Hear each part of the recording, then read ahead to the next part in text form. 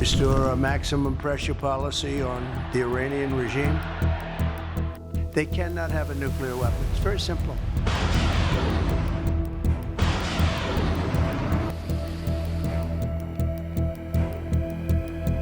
I would love to be able to make a great deal.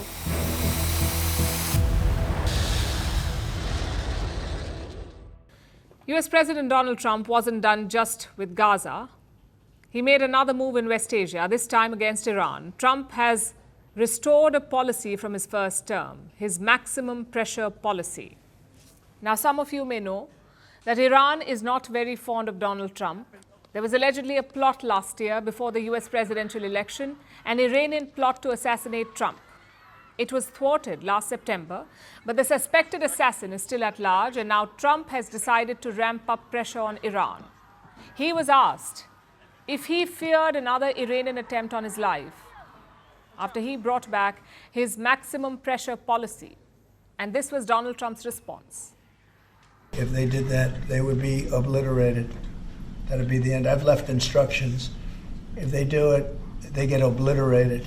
There won't be anything left. Mr. President, when you said if they do it, they get obliterated. Just to be clear, you're talking about if Iran made an attempt on your life. Yeah. That would be called total obliteration. Trump says he has left instructions. If Iran manages to kill him, he has directed the US to quote-unquote obliterate the country. It's quite the threat. But why was it even being discussed? Why would Iran want to kill Donald Trump? Well, his maximum pressure policy would bring a world of hurt for Tehran. So there's always the fear that Iran could retaliate, especially considering what happened the last time. Iran signed a deal back in 2015 when Barack Obama was US president. It was conventionally known as the Iran nuclear deal. But Donald Trump tore it up unilaterally during his first term as president. He replaced it with sanctions and increased scrutiny of Iran's activities, both nuclear and otherwise. This was his first maximum pressure policy. It caused Iran's economy to crash, bringing hardship to everyone in the country, both the government and the ordinary people. This policy was in effect during all of Trump's first term, and the sanctions stayed even after he left. Joe Biden continued with Trump's policies despite trying to negotiate another Iran nuclear deal. He couldn't. And it doesn't matter now because Trump would have torn it up anyway. So now we are back to maximum pressure, and Iran is in for another bruising. First, let's look at the policy itself. It has three broad goals. Point one, Iran should be denied a nuclear weapon and intercontinental ballistic missile. Point two, Iran's terrorist network should be neutralized. And point three, Iran's aggressive development of missiles as well as other asymmetric and conventional weapons capabilities should be countered. This is broadly what the deal says, what the policy says. Now, points 1 and 2 are straightforward. Iran cannot be allowed to build a nuclear weapon or an ICBM, which is an intercontinental ballistic missile, a missile that can travel over 5,000 kilometers. Officially, Iran does not have these ICBMs. It has a number of short and medium-range missiles, but no ICBMs, and Trump wants to make sure that they cannot build one. He also wants to go after Iran's proxies, Hamas, Hezbollah, and the Houthis, and the Iran-backed militias in Iraq and Syria. The US wants to neutralize all of them. And then we have the last point. Iran's aggressive development of missiles, as well as other asymmetric and conventional weapons capabilities, should be countered. What does that even mean? Effectively, the US wants Iran to disarm itself completely. No more weapons, no more military activities. They want Iran to become a sitting duck. Do you really think Iran would ever agree to this? Would any sovereign nation? Best case scenario, Iran will shelve its nuclear ambitions. And Trump understands this because that's all he seemed to care about. They cannot have a nuclear weapon. With me, it's very simple. Iran cannot have a nuclear weapon. We don't want to be tough on Iran. We don't want to be tough on anybody, but they just can't have a nuclear weapon. The second part of that statement was quite interesting. Trump said he does not want to be, quote unquote, tough on Iran. Iran situation, hopefully I'm going to sign it, but hopefully we're not going to have to use it very much. We will see whether or not we can arrange or work out a deal with Iran, and everybody can live together, and maybe that's possible, and maybe it's not possible. So I'm signing this, and I'm unhappy to do it. That was before he signed the order. But even afterwards, while he was standing next to Israel's Benjamin Netanyahu, Trump said this.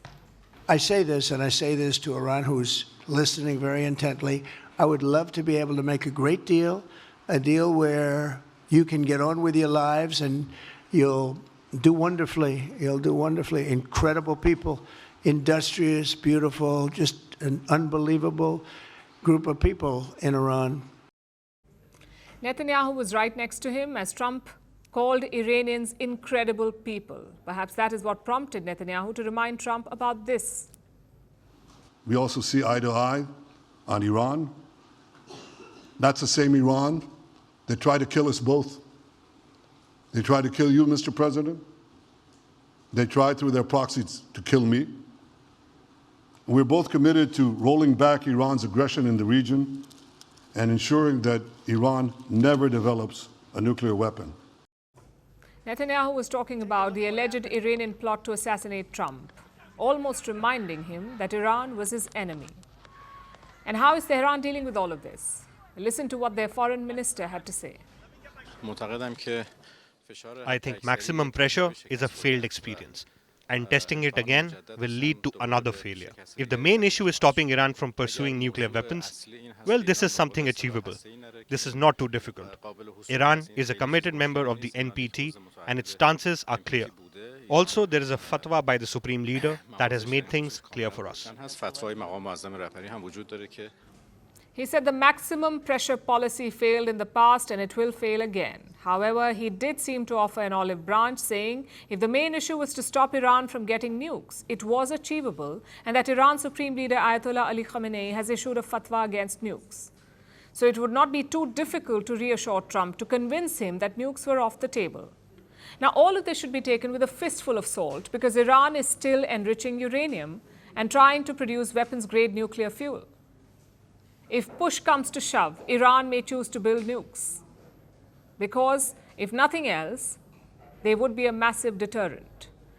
But all that is in the realm of speculation for now. The fact is, Trump has reimposed his maximum pressure policy. His expectations are sky high. But if Iran actually stops its nuclear program, will the US back off?